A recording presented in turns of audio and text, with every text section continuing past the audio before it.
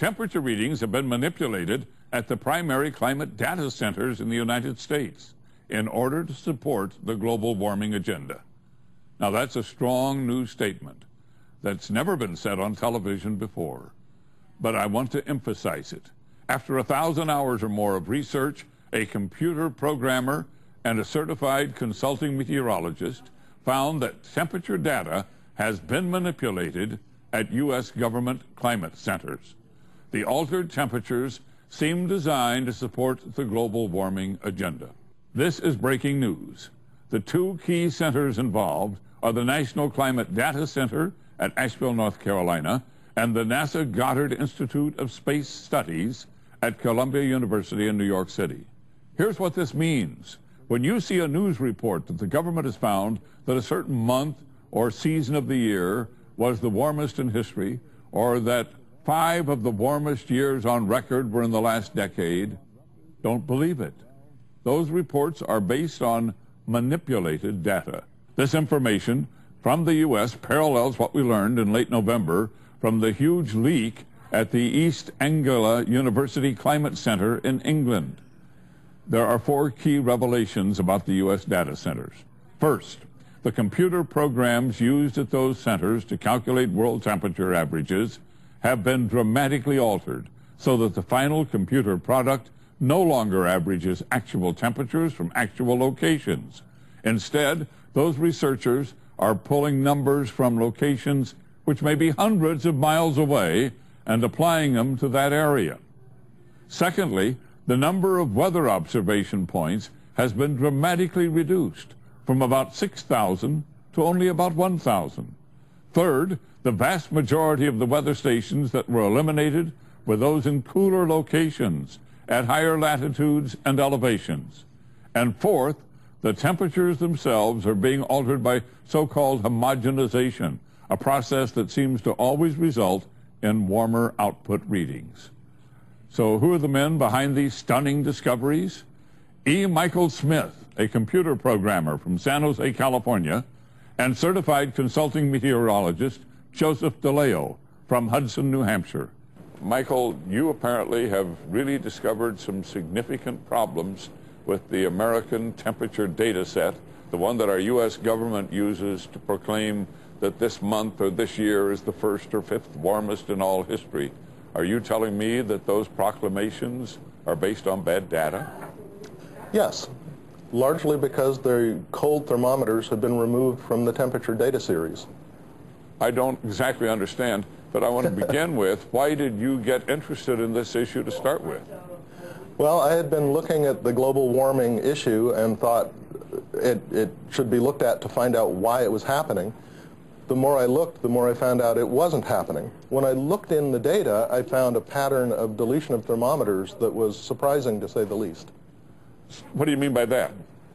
At the peak, there were about 6,000 thermometers in the data series, and then around 1989 to 1990, it suddenly plummeted to around 1,500.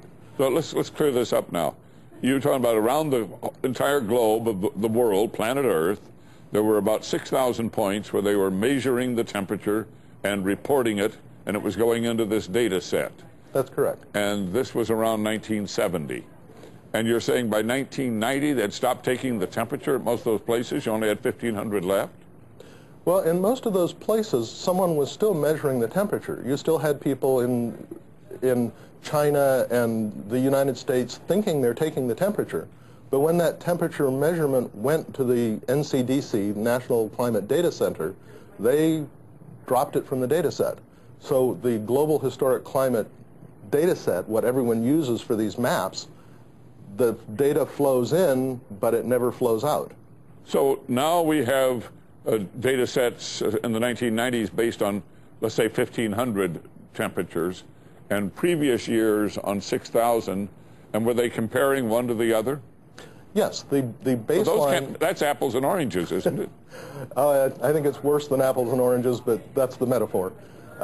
They were comparing a period from 1950 to 1980 where they had thermometers in cold places with a current set of temperatures where they had deleted the thermometers from the cold places. Now, wait a minute. Not only did they delete, but they deleted in a pattern? Yes. So, for example, in California, in the GHCN data set, there are 4 surviving thermometers, 1 at San Francisco Airport and 3 down near LA. How do you measure the snowy Sierra Nevadas when your thermometer is on the beach in San Diego? Or the temperature in Fresno, Bakersfield, or Death Valley? Or any of them. No. They simply do not exist in the data set. And is this true all around the world? They exist in the baseline, but they don't exist in the current temperatures. And yes, it's true around the world. One of the more startling ones I ran into is Bolivia. There's a wonderful baseline for Bolivia, a very high mountainous country, right up until 1990 when the data ends. And if you look on the November 2009 anomaly map, you'll see a very red, rosy, hot Bolivia. How do you get a hot Bolivia when you haven't measured the temperature for 20 years? Well, how do you? They take the temperature from places up to 1,200 kilometers away and copy it in. They fill in with what they've got, and what they've got is the beach in Peru and the Amazon jungle. Now, you're telling me that they've cut off temperatures, let's say the Northwest Territory, northern Canada. Have those dropped out of the data set? There is no longer any surviving thermometer in the Northwest Territories or Yukon. Those are filled in from somewhere else, which, because there's none in the Arctic either, has to be somewhere more southerly or closer to the ocean where it's warmer. I now turn to Joe DeLeo, and I need to tell you that Joe and I are friends and colleagues. We have a long relationship. Joe helped with my forecasting when I was on Good Morning America back in the 1970s. Then he was my director of meteorology at the Weather Channel. Joe says he was not surprised at what E. Michael Smith discovered. Increasingly in recent years, there's been a discrepancy that's grown between the satellite assessment of global temperatures and the land-based assessment.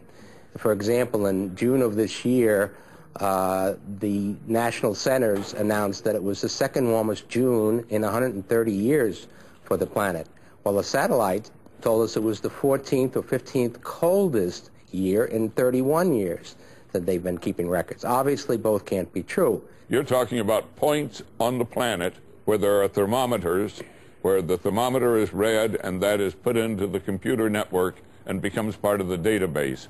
Those are observation stations.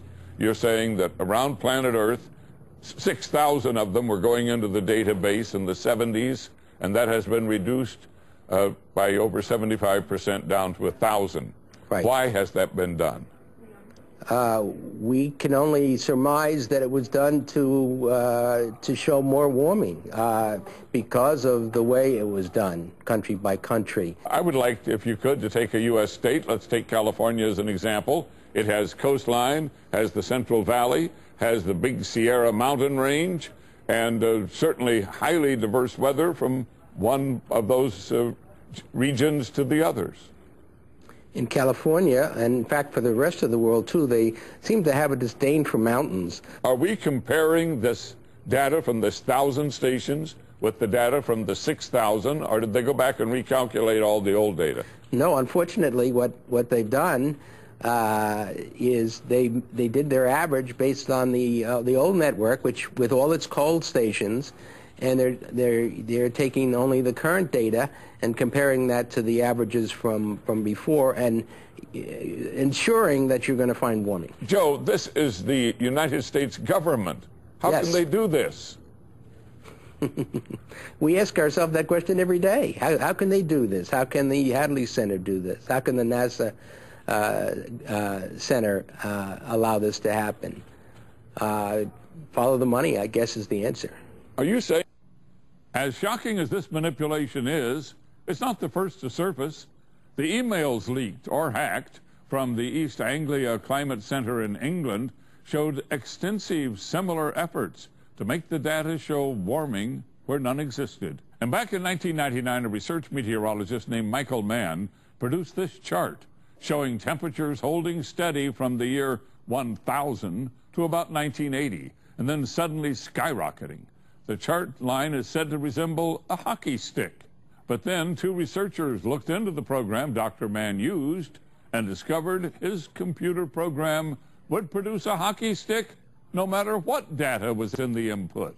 That scientist, Michael Mann, now on the faculty at Penn State University, surfaced in November in Climategate. One of his emails talked about what he did to hide the decline.